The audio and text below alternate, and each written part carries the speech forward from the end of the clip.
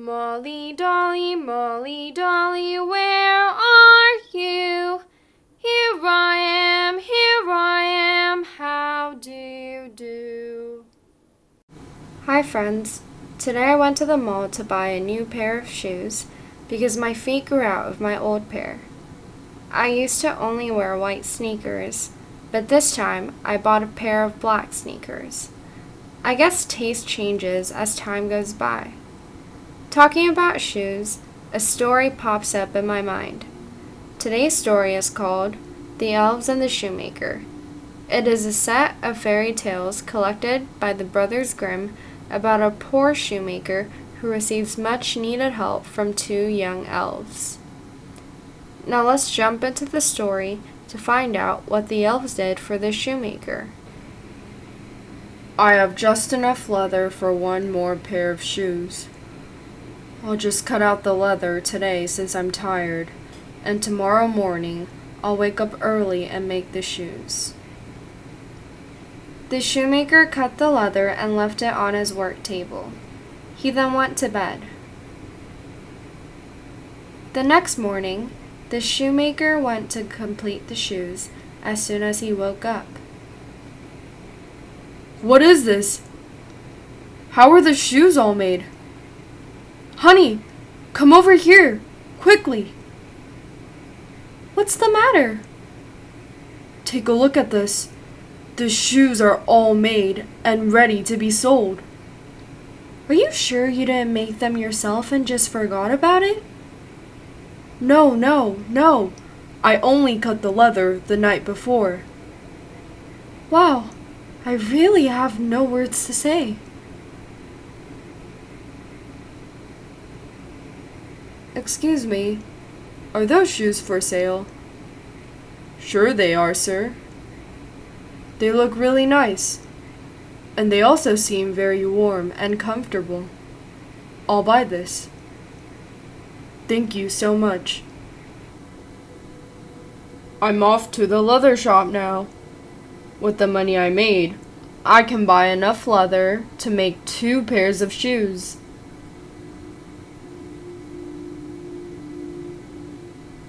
The shoemaker bought enough leather to make 2 pairs of shoes. Honey, I'm home. Did you bring some good leather? I bought such good leather, far better than the old ones. I'm going to get started on getting 2 pairs of shoes ready. You must be tired.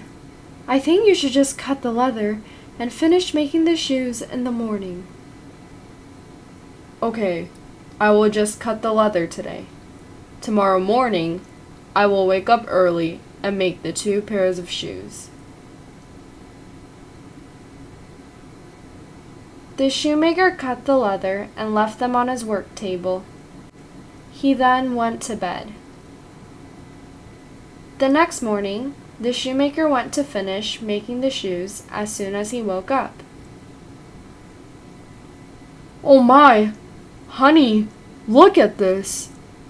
Oh, such perfect shoes! What is happening?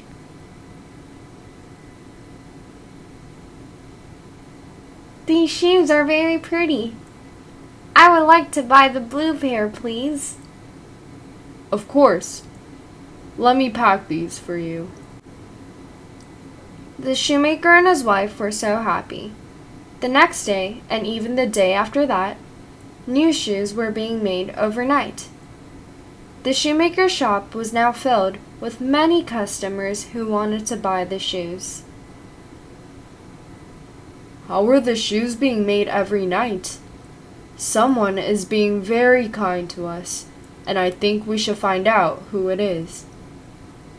Yes, we will hide behind the curtains and wait to see what happens.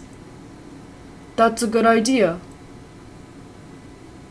So that night, after cutting the leather for the shoes, the shoemaker and his wife hid themselves and waited to see what would happen. Soon after midnight, 2 little elves came into the store and started to make the shoes. They disappeared after completing the shoes.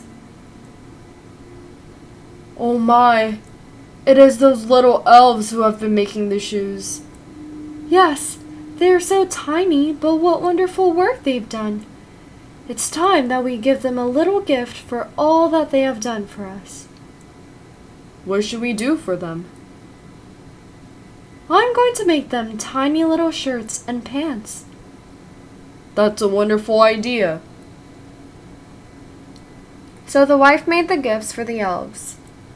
Once again that night, the shoemaker and his wife left the clothes they had prepared for the elves on the table and hid behind the curtains. When the elves who came to the shop that night saw the clothes, they were surprised.